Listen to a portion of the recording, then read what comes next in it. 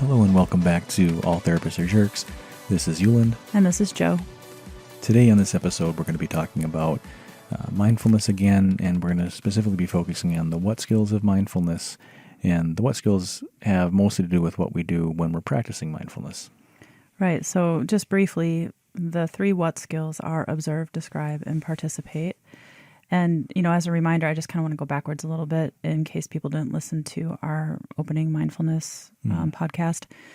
That mindfulness is the core skill of DBT, and mindfulness is taught between every other module. So the 4 modules of DBT are mindfulness, distress tolerance, emotion regulation, and interpersonal effectiveness. But mindfulness is taught between all of the other modules because it is so important. The other skills aren't actually helpful if we're not actually aware of what needs to change or what's wrong in the first place.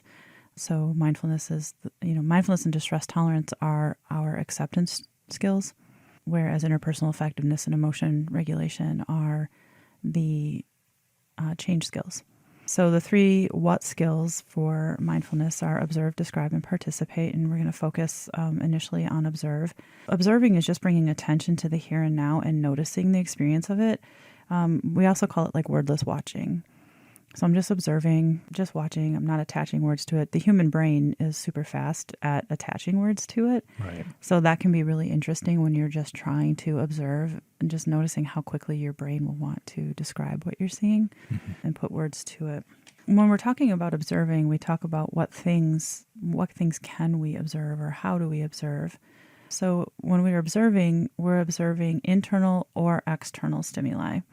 So that sounds really technical. So for those of you who are not therapy geeks or whatnot, behaviorists with stimuli, it's basically just anything that's going on, anything around you, outside of you, inside of you, using our 5 senses. So we can observe things like thoughts, our emotions, our body sensations, our action urges. We can observe the color of a chair or the color of the sky or things that we hear around us. So using the 5 senses, sight, taste, sound. I don't even know the 5 senses. Help me out here. Like pretty much anything in the physical world that your sensory system is capable of sensing would be something that you can observe. But right. But so I think it's helpful too, though, like, what can't you observe? Because people often will think, oh, I'm observing this. And you're like, actually, you can't observe that. So maybe that's also an important thing to talk about. Yeah, exactly. And that's actually something I go through with residents, with families, even with my own kids, like, well, she hates me. Well, you can't actually observe that because you can't observe other people's body sensations, other people's thoughts, other people's emotions, technically. I'll explain that one in a second. Other people's urges or other people's intentions. So, she likes to do this, or, I think I feel a lot of sadness sometimes when residents, I was working with a resident recently, and she said, yeah, my last clinician basically told me that I liked self-harming to get attention. I was like, oh, you like it, huh? And I was like, do you actually like it? She's like, no, I wouldn't be in treatment if I liked doing this to myself. And I was like, yeah, exactly. So we can't observe other people's intentions. When I said we can't observe other people's emotions, that's actually factual. We can make a lot of guesstimations, right? And we can use data from our environment to come up with these conclusions that, someone might be mad at me. But when we're working with residents, or even when I'm working with my kids, or even myself, if I have the assumption that someone is mad at me, I try to figure out behaviorally, what does that look like? So what am I observing that leads me to the interpretation that the person is mad at me? And this is actually very important in family therapy, because if you really could say that I can observe how someone feels, there would be no error for miscommunication of emotion. Right. So a lot of what happens in family systems is we're misunderstanding that what our intentions are, or our internal thought process, and what we want to be communicated often misalign with our nonverbals. Right. So tone of voice, body posture, our facial expression. And the fact of the matter is people can miscommunicate that way. So you can feel one way, but actually what you express is a different emotion. And that needs to be something we all think about for clarity, because this thing called, congruence, and if you listen to the biosocial theory we talk, I think, a bit about incongruence. but we can totally express an emotion that we're not aware of, and that's what other people see. So they believe that we know how we feel, but that actually may not be aware of it because we're not lining up our internal experience and being aware of what's going on in our body and then expressing that within the relationship. Right. Yeah. And I think this is huge. So what I'll do a lot of times, I'll say, okay, so what are you observing that leads you to that conclusion? And they'll say, well, tell me, what was their facial expression? What was their tone of voice? Because 80% of our communication is nonverbal. We do make these shortcuts. We do make these leaps. And then sometimes even when we're expressing, like maybe I am actually angry, I can be expressing the emotion of anger, but I may not even be angry at the person that I'm sitting with. So the person that is receiving the anger is going to be like, they were mad at me. So again, that's another assumption. We don't actually factually know that. Actually pretty important too. I think the other thing too, it may be important to say here also is, so they've done a lot of studies with individuals with anxiety in particular. So if you're someone who has anxiety or has a loved one with anxiety, is a couple interesting things happen.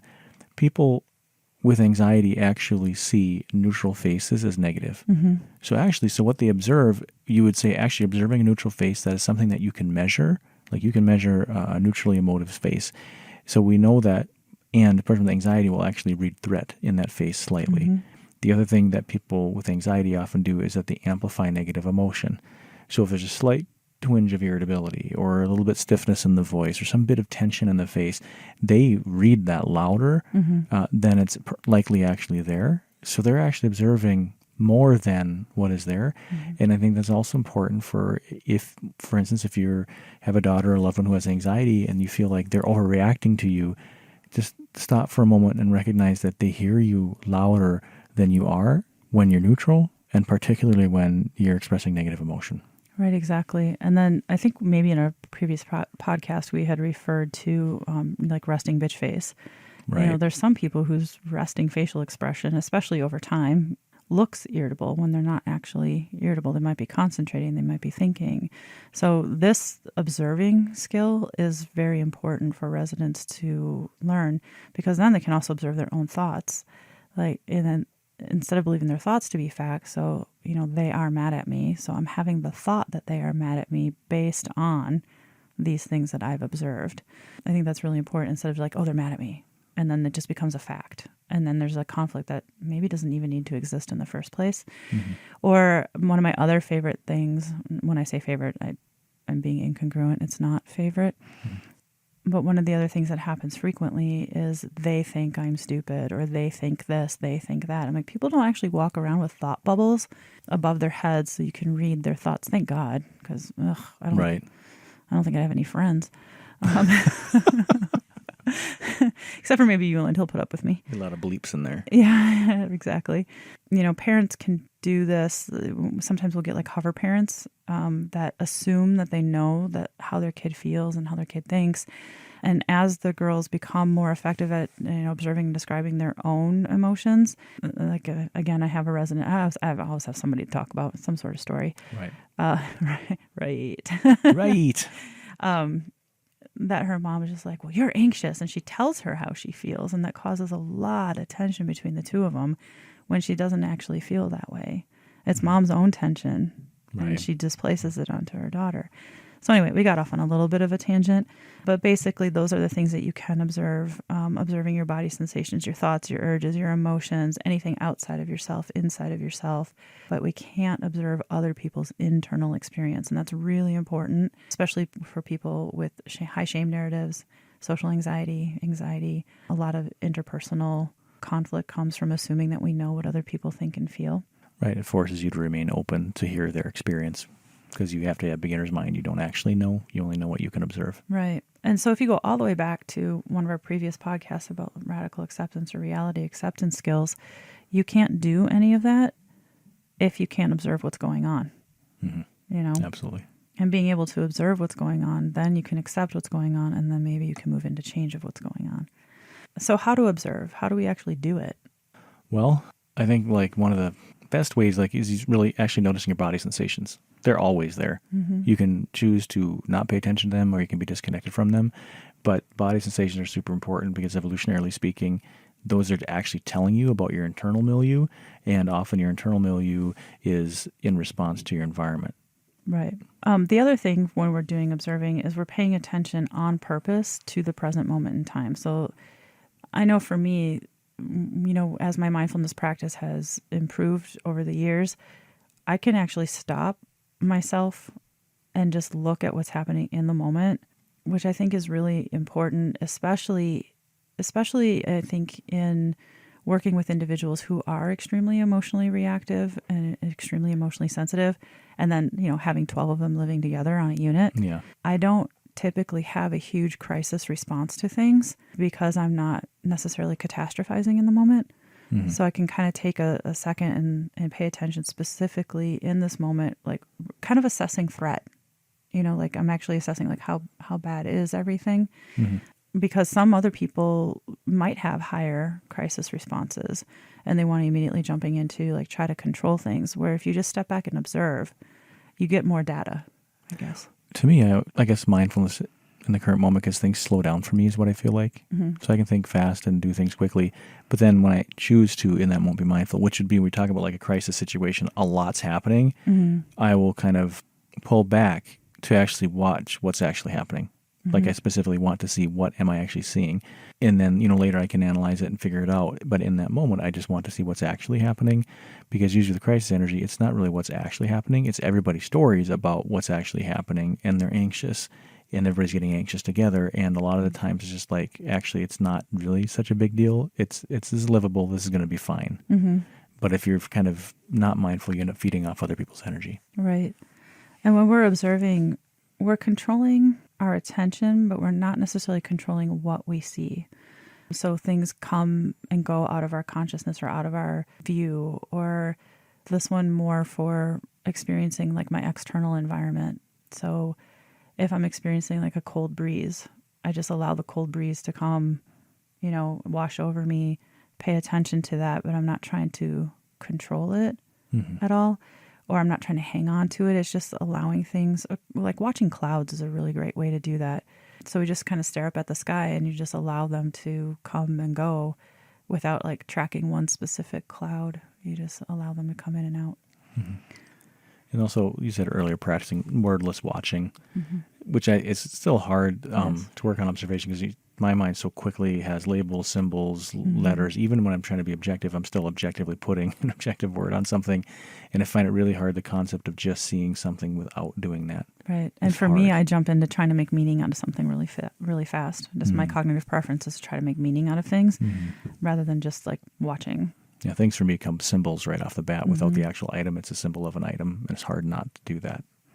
I think sometimes a good way to do this is to like to sit outside and have a cup of coffee or whatever and just observe what's happening without trying to attach words to it. That's a real struggle for me, because I do tend to attach words to it pretty quickly. Like, oh, there's a deer. I live kind of out in the woods, or not the woods, but I live kind of in the country. So we have turkey and deer and crane just strutting through our backyard all the time. And I sit out and I watch them. My mind very quickly is like, deer. Like, ooh. And it's like, oh, that was a word. Oh, shoot, I did it wrong. And then I just start judging myself, and then I go into shame. It's really fun. Right. At least I know what's happening, though, because I can observe it. Right. And so the point is you're going to totally fail at all this. Totally. And you're going to quietly notice that you're drifting from it, and I'm coming back to observing again. Right. And then, of course, when we're observing, it is really important to observe both in and outside of ourselves. Because when we're observing inward, we're becoming more familiar with our internal experience. And a lot of times our internal experience is obviously influenced by our external environment. Correct. So being able to make those connections, if I'm observing inside of myself, well, what's happening outside of me, that is creating that internal sensation. And that connection is important, because I believe that connection actually is a micro slice of identity. Yes. So to learn who I am is in that very moment in my lifetime, of those very moments, is my internal sensations, body sensations, emotional responses lined up with what's happening around me is going to tell me what upsets me, what excites me, what is okay with me in that current moment, over and over and over again. It actually helps us eventually learn how to set boundaries and limits with people. So when we're observing, we can redirect our attention. So before I kind of said kind of an open mind kind of concept where, you allow things to come in and out of your awareness. You can also do focused Sorry, I wanted to say observing and observation at the same time. I don't know, whatever that was. But concentrating attention on a specific, there we go with the behavioral words again, stimuli, right? Stimuli. So we can focus our attention on our breath. Like, okay, what does it feel like actually to breathe in and breathe out? And I actually really gravitate toward mindfulness of breath because we breathe all day long, but how often are we actually aware of the quality of our breathing? Or what does breathing actually feel like? And so being able to focus our concentration on our breath, observing like the cool air coming in through your nostrils, going down the back of your throat, your chest rising, ribs expanding, belly expanding, and then the reverse of that as the air exits your body. So just that's what we would call like focusing, or sometimes people will focus on a specific mantra or positive affirmation or a specific texture. So we're really focusing our mind on one specific thing. And then we also have mindfulness of current emotions. So we'd be focusing specifically on our emotions. Mindfulness of current thoughts, we're focusing on our thoughts. Mindfulness of others, focusing on and observing those around us. Or we can have more open observation. So what we're doing is we're just observing what comes in and out of our consciousness and our awareness without holding on to it or amplifying it. So that we can also do with thoughts, emotions, and sensations as well, but it's more on like allowing them to enter and leave at their own pace and rhythm rather than like really holding on to them and focusing on them specifically. I think also with opening the mind, it's experiencing all of them at once or observing all of them at once. My body sensations, my thoughts, my emotions. It's often opening the mind, and that type of mindfulness is often more difficult. So some patients new to mindfulness or people new to mindfulness, they can be overwhelmed by that. Because it requires a lot of different ways of being mindful, but also the letting go of and not controlling. That is so hard to do. And so I think if you're focusing on bringing into one focus is nice because you have that thing. There's a particular thing. If you wander, you can come back to that. It's hard to get used to the idea that you're allowing the wandering almost like with open mind and allowing that to happen, but not having to bring it back to something, but jumping from thing to thing to thing and that being okay and really trying to, observe that one thing and to allow it to come and go. I think that can be hard and actually is really, I think, on some level, an exposure to uncertainty. One of the practices I like to do with the girls specifically in group is mindfulness of sound. So we'll ring a bell. So we'll have them concentrate on the ringing of the bell. And we'll ring it at different intensities. So it's like louder and it'll ring longer or like quieter. And we ask them to raise their hand when they hear the bell, but then put the hand down when they no longer hear the bell. So they're really focusing on the sound of the bell. And we'll do that for a period of time. And we want them to notice any thoughts that might come in. A lot of them will have urges to open their eyes and check to see if they're doing it right. And just being aware of those thoughts and those urges as well. But then at the end of the practice, we ask them to allow all of the sounds of the room back into their awareness. So when you first start something like that, sometimes the ticking of the clock gets in the way of you being able to focus on the bell. But then you're able to hone in on the bell and you no longer hear the ticking of the clock. And then when you open the awareness back up, you hear the ticking of the clock, you hear people out in the hall. So it's kind of nice to help them be able to move from focus to open. And it's interesting also for them to reflect on their experience of that. Some of them get really anxious focusing on the sound of the bell because they're afraid they're not doing it right. Right. Or that they can't trust their own hearing, or that people are going to be observing that they haven't put their hand down yet and the bell's not ringing. They get really caught up in thought. And other people have increased anxiety when you open up the mindfulness and the awareness, and all of a sudden they're just flooded with sounds from all over the place, whereas before they were super concentrated and nothing really has changed in the environment other than their focus. So even making those observations, I think, is really helpful. So redirecting attention, I think, is really helpful. So when we're really, if we're really dysregulated, our thoughts become really narrow and racing and ruminative. And so being able to redirect our attention to something different can alleviate and reduce our suffering. So some of the do's of observing and what's happening is, taking a step back, being alert to what's going on again inside and outside of you, noticing what's going on, paying attention to what's going on, and recognizing that you're in an experience. What you're not trying to do is you're not trying to label anything. You're not trying to react to anything. You're not judging what's happening outside yourself or inside of yourself, and you're actually not trying to describe it. It's just really kind of seeing it and experiencing it. You're not holding on to anything. You're not trying to push anything away, or you're not trying to fill in the missing pieces to make sense of things. These things are as they are, and you're leaving them that way. Right. Yeah, you're definitely not trying to change anything. So one of the common mindfulness practices that people will do is an exercise called 5, 4, 3, 2, 1. And I think a lot of different practices know this. This isn't exclusive to DBT, obviously. Right. But being able to observe things in your environment, this works really great for people who have trauma experiences when they get caught up in flashbacks or nightmares, being able to orient themselves to the current moment in time to reduce that fear response, because they're having a fear response based on a memory of a traumatic event. And so being able to orient them to the present moment to differentiate perceived threat from actual threat. So when we do observe, and again, we're not actually labeling these things yet if we can help it, but observing 5 things that you can see. So looking around a room and, maybe counting ceiling tiles. Well, that might actually move into describing then if we're counting them, but recognizing ceiling tiles or, looking for the objects in the room that are blue. Observing 4 things that you can touch. Observe 3 things you can hear, ticking of the clock, people outside. Again, I'm using words to describe it. I'm trying to give you examples. Observe 2 things that you can smell. This sometimes can be challenging. And then 1 thing that you can taste. And sometimes, if you're lucky, you might have gum or candy around to help with that one. Otherwise, you're just stuck with your old coffee breath. Yeah. And so that was observe is one of the what skills. And now we're going to move into talk more about describing and what that is. Oh, so describing is exactly what it sounds like. So now we are moving to placing words to what we've been observing. So it distinguishes between observe and assumptions.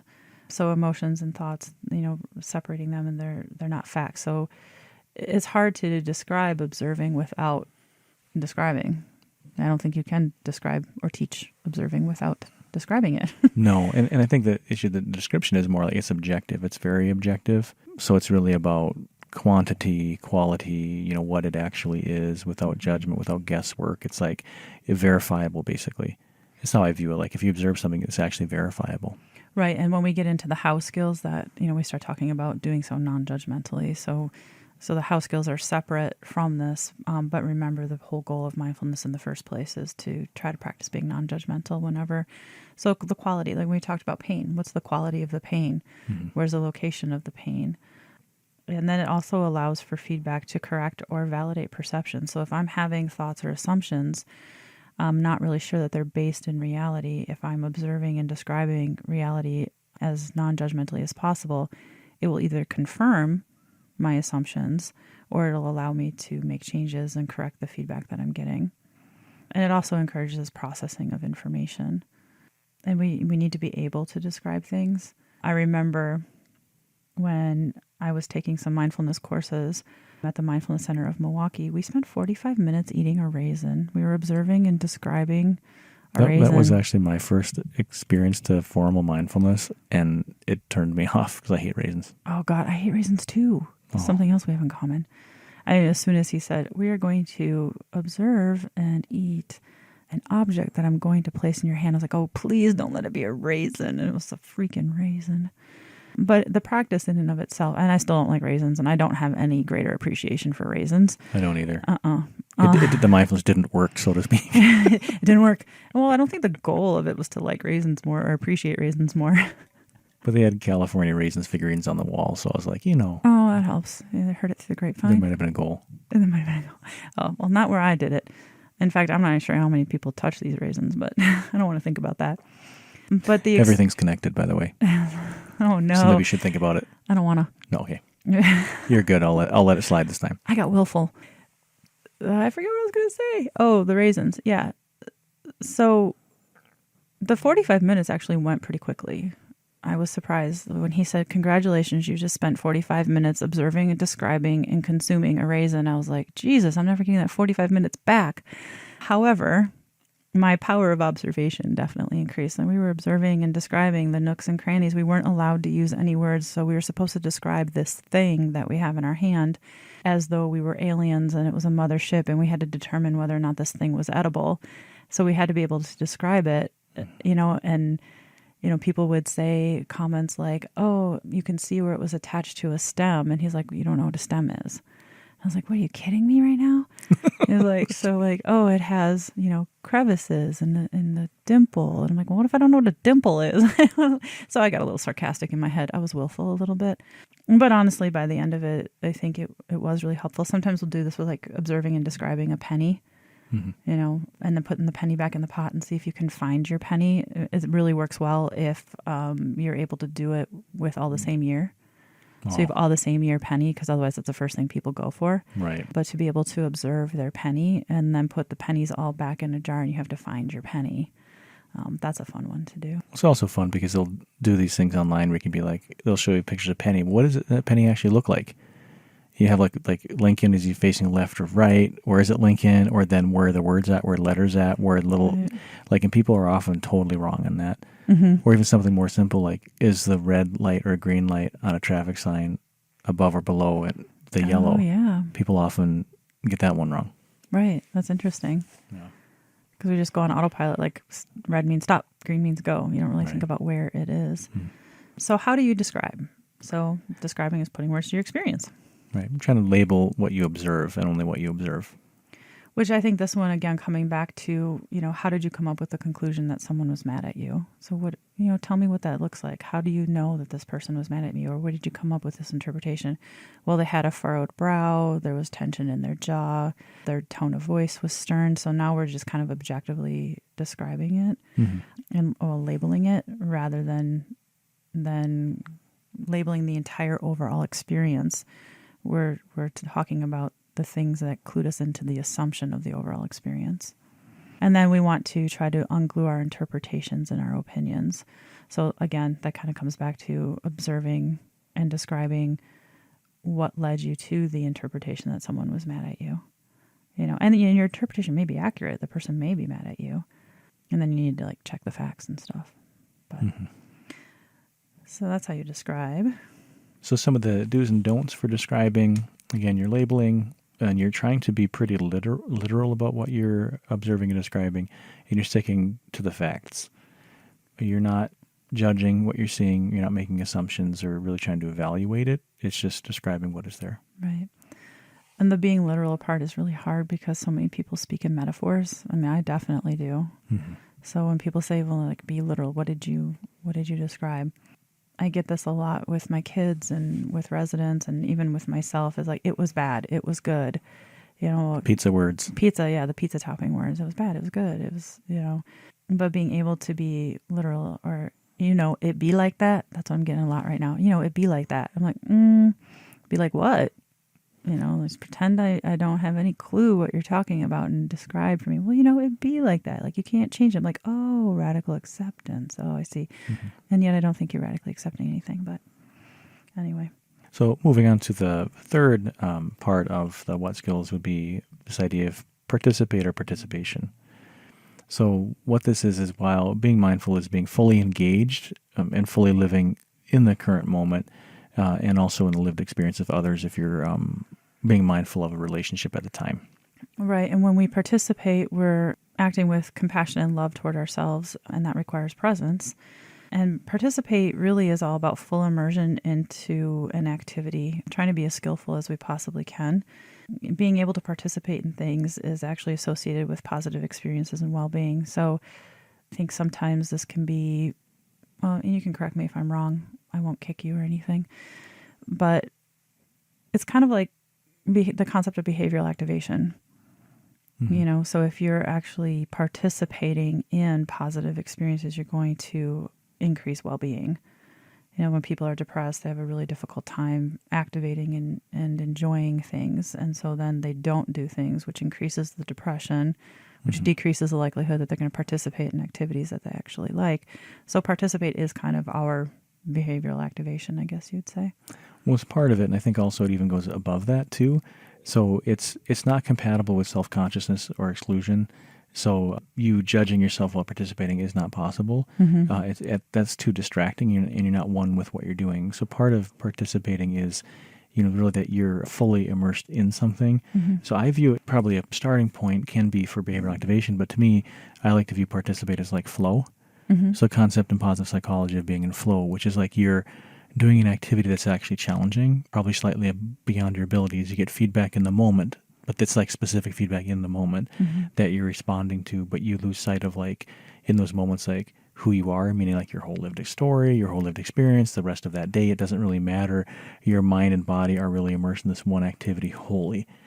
That's extraordinarily important to having a life well lived. So if you look at many of the things that are important in positive psychology, if you're not working a job or have activities or relationships where you're in flow, you will not be a happy person. Right. I like to think of examples of participate. It's like it's uninhibited. You know, if you think about kids, I remember being a little kid up at my grandparents' house. They lived up in Minocqua, Wisconsin. I would spend every single summer with them. And I remember loving storms. And I would run outside in my underwear and I would play in the rain, especially in the summertime because it was warm. And I remember when I learned the concept of participate, like I remember I have such fond memories of that. I really connected with that. And I thought, why don't I do that anymore?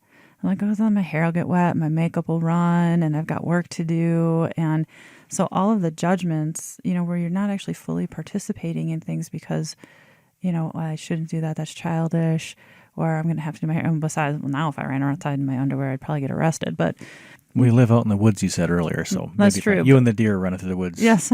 What a scene. Oh God. Oh, erase that one from your mind. But that is kind of, to me, like participate. So I actually did do that recently in a thunderstorm, no lightning, and it was a warm rain. I just went outside and I stood in the rain and I played in puddles, and I was like, oh, it felt so good to kind of just fully let go. And there was this moment of like, oh, what if my neighbors see me? You know, my husband's going to think that I've completely lost my mind, you know, but then you just let go of that and you just participate, and you know, it felt very liberating and free. I also think about this with like dancing. I just don't dance. And well, I do. I don't like to dance. Anyone can. Anyone can do something that they call dancing, I suppose. That's what it would be for me. But a lot of self-consciousness. If if I'm going someplace and there's dancing, like it takes a lot to get me out there. But by the end of the night, I'm like, I had so much fun. And after a while, I didn't care what people thought. And I was having a great time. That's participate, is letting go of those worries and those fears of judgment and just fully being in the present moment. Not worrying about being embarrassed or being perfect. You don't have to be perfect. So, yeah, participate. And I think that that's actually really important with residents with skills. You know, you have to fully participate in the skill. That's really hard to do. I think participate comes back to like you're fully doing it, like radical acceptance. You're all in, like all of you in. And you can write out a BCA or you could write out your skills. You could do those things, but like you have to fully do that. And inside you can't be like, oh, it's never going to work, or I can't do this, or it's not good enough, or it's not going to be good enough. All that it just interferes with your participation. You have to really fully go for it. And it's hard to trust that. It requires trust. Well, I know that for a lot of our residents, when they first get to our program and we're trying to get them to do distress tolerance skills, some of the residents that are a little bit more on the perfectionistic side, they don't want people to know they're dysregulated. So they won't ask for RC staff to set up TIP for them because they don't want their peers to know that they're dysregulated. And so at some point they will eventually, because they'll be so dysregulated, they'll eventually have staff get TIP and they'll say, well, it didn't really work because they weren't fully participating and surrendering to it. They were kind of fighting it like, people are judging me, I can't do this. And so it actually does decrease the efficacy of skills if you're not fully participating in them. Well, as you were talking, I was thinking too about like how is applied like parents or loved ones, right? So like family therapy is all about participate. You got these like hippy-dippy therapists. There's weird Dr. Ulland guy who's going to be like, oh, I need you to say it this way. Like the way he said it, could you do it with this, maybe this posture, this tone, or, you know, when you say it, I need you to just one sentence, period. Like you're going to validate. Like I think validation's hard. It feels so weird at first. And then we're like, want to throw yourself into it. This perfectionism, like, oh, I don't want to say the wrong thing. Or I don't want to invalidate, you know, my loved one. Right, you probably are going to do it. It's going to happen anyways, but you got to throw yourself into it. You have to take that risk. So sometimes parents in their own perfectionism kind of get froze up in the moment and they don't want to say anything. And you're kind of like, well, you got to say something. If it's the wrong thing, it's okay. It's repairable. But like you have to fully participate. It's hard. Yeah, it definitely is. So how do you participate? When you, we kind of talked about it a little bit with the examples, but you throw yourself into the activity in the current moment. Like you just go all in, become one with what you're doing. I think that you'll see this a lot with musicians, like people who really hone into their craft where there's like nothing else going on but them and their piano or them and their guitar. They're just, they're fully in it. And it almost feels like the piano or guitar or instrument is like an extension of them. Of course, that comes with lots of building mastery. Right. And then when we're participating, we're acting intuitively from wise mind. And I know we haven't really talked about wise mind yet on a podcast, but we will. So acting intuitively, it's kind of like, I guess people would say like tapping into your gut. Like, I had a gut feeling or just felt right, that kind of thing. And then being able to kind of go with the flow. You're not trying to change everything to reduce your anxiety. You're just kind of with it. You're just kind of doing it and not worrying about negative evaluation and letting go of your own negative evaluations, or even having an expected outcome. Right. Try not to have an outcome. You're just in a process. So some of the do's and don'ts with participate. So again, as a reminder, you're immersing yourself completely in what you're doing. You're engaged with it. You're losing kind of track of yourself or your day or your history in that moment because you're becoming one with that activity. You have to let go of self-consciousness, self-judgment. You're acting intuitively from wise mind, and you're really concentrating and focused on the current moment. What you're not doing is separating yourself as being apart from the activity. You're also not judging the activity. You're not getting stuck in your own thoughts or emotions. You're actually living in the current moment, and you're not trying to push away or avoid anything that you're doing in that moment. I'm going to go ahead and use our podcast as an example of participate. Sure. Immersing yourself completely, engaging completely. I was joking around with some of our coworkers and friends that have started listening to the podcast. And, I've been really happy with the feedback that we've gotten and, willing to take any constructive criticism that people get because, of course, we want to be good at this. But I had a lot of fears going into doing the podcast in the first place. And one of my fears is, how when you watch, see, I'm saying again, I'm conscious and aware of it. When you watch American Idol or The Voice or America's Got Talent, and someone gets up there and they sing and they just give it 100% and they're tone deaf. Oh, yeah. Yeah. Like that was my fear of doing this podcast. I'm like, well, I feel like we have stuff to share with people and people might enjoy listening to us. And we typically have a decent banter between the two of us. We've worked closely together and, in really difficult cases and difficult situations. And we both do a lot of reading on DBT. And, we kind of have this more casual style between us. Right. And so I was like, well, people, when we present together in live and in person, we get pretty good feedback on that. And then when you came up with the idea of maybe trying to do a podcast, I was like, oh no. It was that fear of being tone deaf, putting it out there and then people being like, yeah, you guys are kind of idiots. But you have, and I remember the first podcast we did, like you and I had to talk back and forth in the microphones for like a half hour just so that I would get comfortable enough with the whole idea of it. And then as we start doing them, I find myself, it's easier and easier and easier to let go and participate. And yes, I'm trying to be more aware of my likes and my ums, and they still happen. So I'm not trying to shift and change like who I am.